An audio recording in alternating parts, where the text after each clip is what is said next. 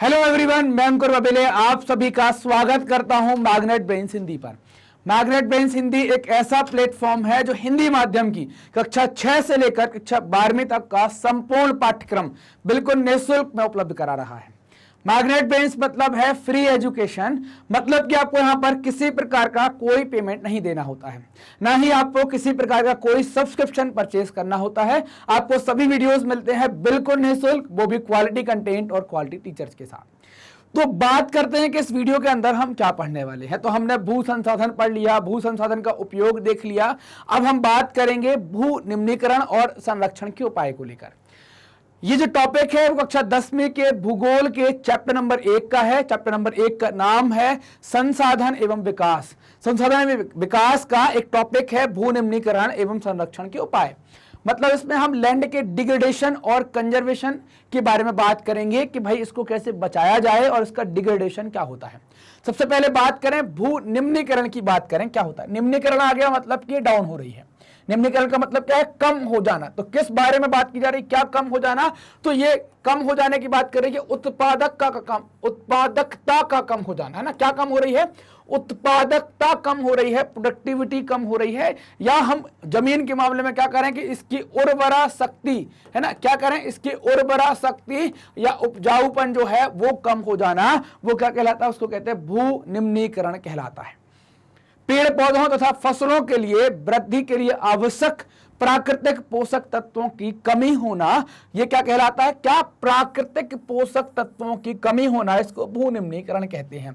मतलब पोषक तत्व मतलब क्या होगा? Nitrogen, phosphorus, calcium, carbon, humus, ये सब क्या है? इन सब की कमी हो जाना।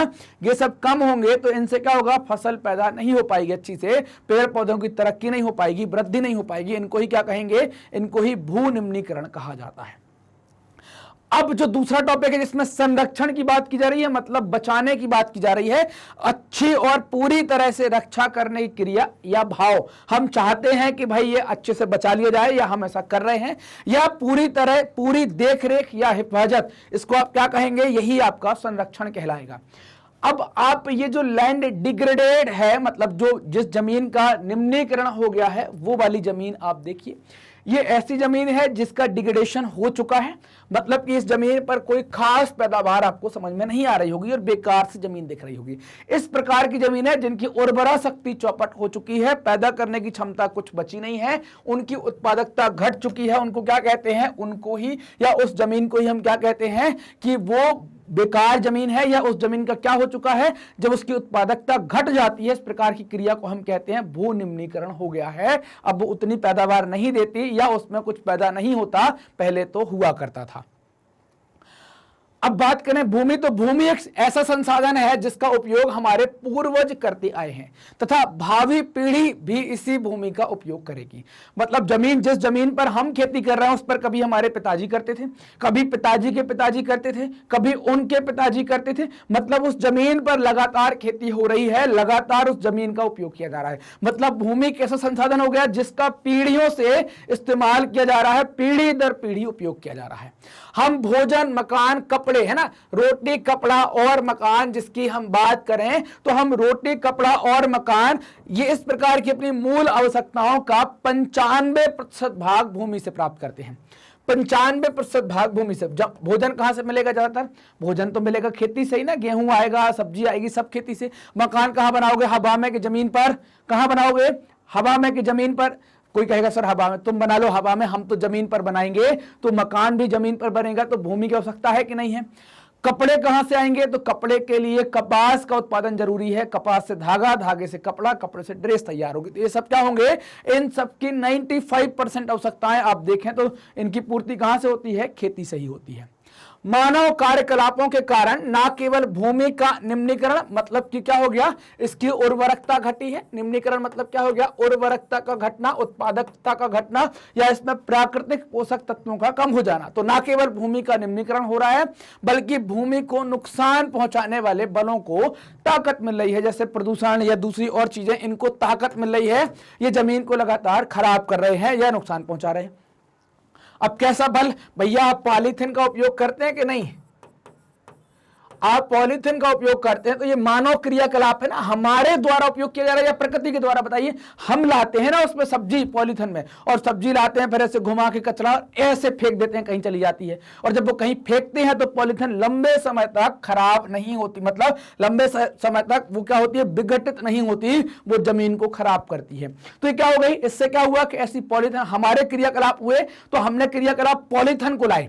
पॉलीथिन ने जब जलाएंगे तो पर्यावरण को नुकसान तो पहुंचाएगी, प्रदूषण तो करेगी। जमीन में फेंका तब भी वो क्या कर रही है, सॉइल पॉल्यूशन कर रही है, मृदा प्रदूषण वो करेगी यहां पर। तो इससे क्या हो रहा है, इस प्रकार के बलों को काम मिल रहा है। समझ में आया ना, कैसे बल हमारे द्वारा जो क्रियाकलाप किए जा रहे हैं और उस चीज को हम जमीन में फेंकते हैं। जैसे हमने कोई खतरनाक कचरा है ना, जैसे मान लीजिए कोई कंपनी का अवशिष्ट आया, उससे जमीन खराब होती है। कहीं हमने कोई टेस्टिंग कर ली है ना, गलत टेस्टिंग कर ली जमीन के ऊपर, तो जमीन खराब हो जाती है। तो ये सब क्या है, इनसे क्या होता है कि इस प्रकार की चीजों को बल मिलता है, इस प्रकार की चीजें और प्रमोट होती हैं।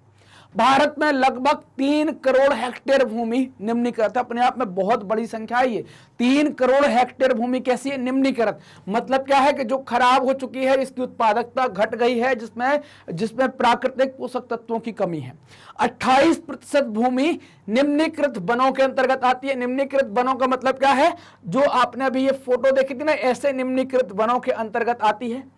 56% क्षेत्र जल अपर्दित है, मतलब ऐसा इलाका जहां पर जल का अपर्दन होता है, कुछ नहीं हो सकता।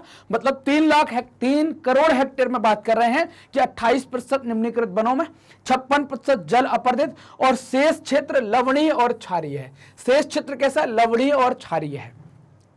कुछ मानवीय क्रियाओं जैसे वन उन्मूलन, मतलब वनों को काटना, वन उन्मूलन, अति पशुचारण, खनन ने भी भूमि के निम्नीकरण में मुख्य भूमिका निभाई है। अब हम एक एक करके देखेंगे कि वन उन्मूलन क्या है, अति पशुचारण क्या है और खनन क्या है, उनके बारे में हम देखेंगे। हम देखें खनन के कारण भूमि निम्नीकरण कैसे होता है। खनन का मतलब क्या है कि मान लीजिए कि कोई ये जमीन है और यहां पर बताया कोयला, तो हमने क्या किया, इसको खोदना स्टार्ट कर दिया। मान लीजिए कि हमने इसको खोदना स्टार्ट कर दिया।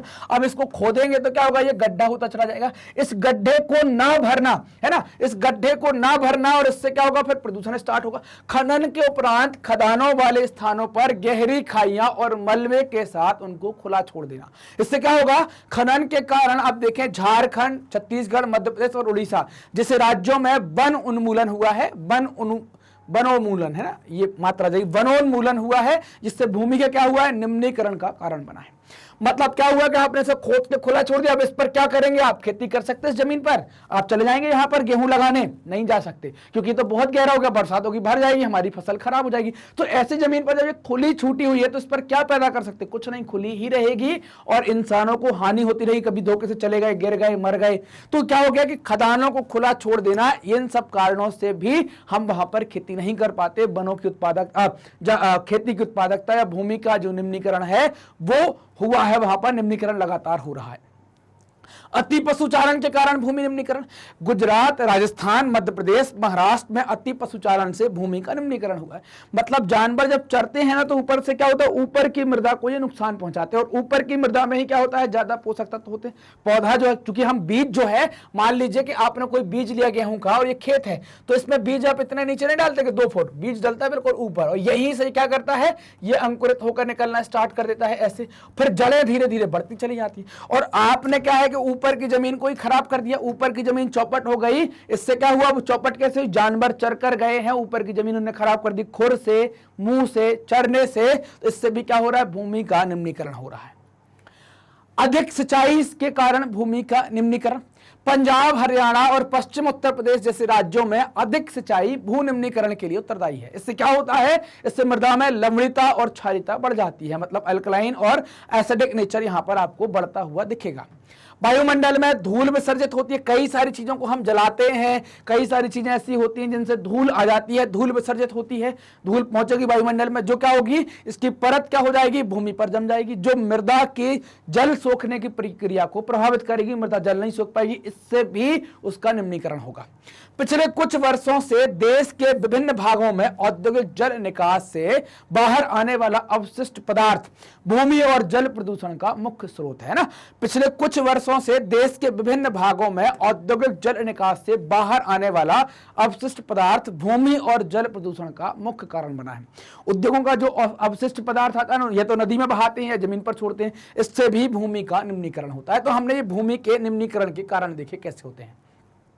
अब बात करेंगे इनके उपाय को लेकर। भूमि के निम्नीकरण से कई समस्याएं उत्पन्न होती हैं, जैसे बाढ़, घटती उपज आदि। इसके परिणाम स्वरूप घरेलू सकल उत्पाद घट जाता है और देश को कई आर्थिक समस्याओं से जूझना पड़ता है। भू संसाधनों के संरक्षण के उपाय। भू निम्नीकरण को निम्न तरीकों से रोका जा सकता है। जैसे हम देखें, वनारोपण, चारागाहों का समुचित प्रबंधन, मतलब वन को हम जंगल लगाएं और चारागाहों का भी प्रबंधन करें। इससे क्या होगा, वो अतिचरण वाली समस्या खत्म हो जाएगी। कांटेदार झाड़ियां लगाकर रेतीली टीलों को स्थिर बनाएं, मतलब जो जंगल वाली जगह है वहां क्या होता है, रेत जब हवा चलती है तो रेत का टीला एक जगह से दूसरी जगह जाता है। तो अब कांटेदार झाड़ियां जंगल रेगिस्तान में हो सकती है। इससे क्या होगा कि वो रेत के टीले एक जगह से दूसरी जगह जा नहीं पाएंगे, झाड़ियों से टकराएंगे। इससे क्या होगा, वो एक जगह रहेगी तो उसका जो निम्नीकरण है, उसकी उर्वरकता है वो खराब नहीं होगी। जो भी है उसके पास कम है तो वो कम भी खराब नहीं होगी। बंजर भूमि का उचित प्रबंधन, बंजर को कैसे हम सही तरीके से प्रयोग करें, ये वाली बातें हम करें। सिंचाई का समुचित प्रबंधन, मतलब आप इन स्प्रिंकलर या ड्रिप सिस्टम सिंचाई करें, ऐसी सिंचाई ना करें जिससे मृदा लवणीय और क्षारीय हो रही हो। फसलों का सही तरीके से कटाई, फसलों को सही तरीके से काटें, नीचे से काटें ताकि हमें जलाने, जो आप पराली जलाने की समस्या सुनते होंगे, खेत में पराली जला देने से उसकी उर्वरकता को नुकसान होता है। तो सही तरीके से काटेंगे, इससे भी हमें नुकसान, हमारी भूमि का निम्नीकरण रुकेगा। खनन प्रक्रिया पर नियंत्रण, खनन अगर आप कर रहे हैं तो खदानों को खुला नहीं छोड़ेंगे। अगर आप खुला छोड़ते हैं तो फिर वो निम्नीकरण होगा, खुला नहीं छोड़ेंगे तो कुछ ना कुछ वहां पर धीरे धीरे होने लगेगा। खनन के बाद भूमि का समुचित प्रबंधन, ये दोनों एक ही बातें आ गई। औद्योगिक जल के परिष्करण के बाद जल का विसर्जन, मतलब जो औद्योगिक जल है उसको ट्रीटमेंट के बाद उसका परिष्करण करें। डायरेक्ट ना मिलाएं कि गर्म जल आपने नदी में मिला दिया, प्रदूषित जल आपने नदी में मिला दिया, तो ऐसे सीधे ना मिलाएं। सड़कों के किनारों पर वृक्षारोपण, है ना, सड़कों के किनारों पर पेड़ लगाने से क्या होगा कि भाई जो प्रदूषण होता है, जैसे हम ध्वनि प्रदूषण की बात करें या और दूसरे प्रदूषण, छाया भी मिलेगी, पेड़ भी, मतलब वृक्षारोपण भी पर्याप्त हो जाएगा। तो सड़कों के किनारे पेड़ लगाएं। वन काटने की या वन का जो नाश हो रहा है, वनोन्मूलन की रोकथाम करें और पेड़ों की रक्षक मेखला मतलब श्रृंखला तैयार करें। जगह जगह लाइन से पेड़ लगाते हैं अलग अलग तरीके से, तो वो पेड़ों की श्रृंखला भी या मेखला भी तैयार करें यहाँ पर। तो ये हमने जो संरक्षण के उपाय हैं भू निम्नीकरण के, उनके ऊपर भी चर्चा करी। हमने समझा यहाँ पर कि भू निम्नीकरण क्या है और उनके उपाय क्या हो सकते हैं संरक्षण को लेकर, दोनों पर हमने यहाँ पर बात की। मैग्नेट ब्रेन्स आपके लिए लेकर आया है अपनी वेबसाइट क्यों लेकर आया है, क्योंकि आपको बहुत व्यवस्थित तरीके से वहां पर वीडियो मिलेंगे। आपको course wise, class wise, topic wise, है ना, सारे वीडियो आपको सब्जेक्ट वाइज सभी तरीके से आपको सिस्टमैटिक फॉर्म में आपको वीडियो मिलेंगे। तो वेबसाइट का उपयोग कैसे करें, उपयोग करने के लिए टाइप करें magnetbrains.com। जैसे ही आप टाइप करते हैं आप हमारी वेबसाइट में पहुंच जाएंगे।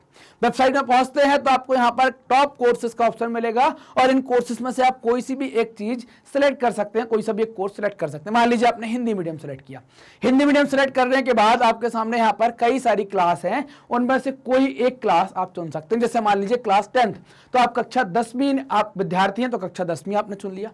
10th चुनने के बाद आपके सामने जैसे ही आप क्लास चुनेंगे, सभी टीचर्स सब्जेक्ट के साथ आपके सामने होंगे, सबकी फोटो लगी होगी, आप फोटो से भी पहचान सकते हैं क्या पढ़ना और लिखा भी होगा क्या सब्जेक्ट है। जैसे आपको भूगोल पढ़ना है तो आपके टीचर की फोटो भी लगी है, मेरी लगी है कि नहीं, मैं हूं कि नहीं हूं, तो मेरी फोटो लगी है और क्या है, भूगोल आपका लिखा हुआ है। तो क्या करेंगे, आप तुरंत करेंगे यहाँ पर वॉच नाउ पर क्लिक और इससे क्या होगा, आपकी प्ले लिस्ट खुल जाएगी चैप्टर वाइज। जो चैप्टर पढ़ना है क्लिक करेंगे, उसके सारे वीडियो ओपन हो जाएंगे और जो वीडियो देखना है उसके आगे लिखा है वॉच नाउ, क्लिक करेंगे और वीडियो कुछ ऐसा चल जाएगा। पूरा वीडियो देखने के बाद अगले वीडियो पर जाना है आपको, तो आप नेक्स्ट वीडियो के बटन का उपयोग करेंगे, तो आप अगले वीडियो पर चले जाएंगे और व्यवस्थित तरीके से आप वीडियो देख पाएंगे। मैग्नेट ब्रेन्स हिंदी माध्यम के विद्यार्थियों के लिए कक्षा 7वीं से लेकर 12वीं तक का संपूर्ण पाठ्यक्रम बिल्कुल निःशुल्क में उपलब्ध करा रहा है। ये वीडियो प्राप्त करने के लिए आपको करना क्या है, बस इतना सा काम करना है आपको कि आप मैग्नेट ब्रेन्स हिंदी को जल्दी से सब्सक्राइब कर लीजिए। वीडियो देखा है और जो देख चुके हैं उनको तुरंत लाइक कर लीजिए और अपने दोस्तों के साथ भी जल्दी से शेयर कर दीजिए। और अगर आपको वीडियो बहुत अच्छा लगता है, आप कमेंट कर भी आप हमको बता सकते हैं कि आपको वीडियो कैसे लग रहे हैं। तो कमेंट करना ना भूलें, कमेंट आप जरूर करें। धन्यवाद।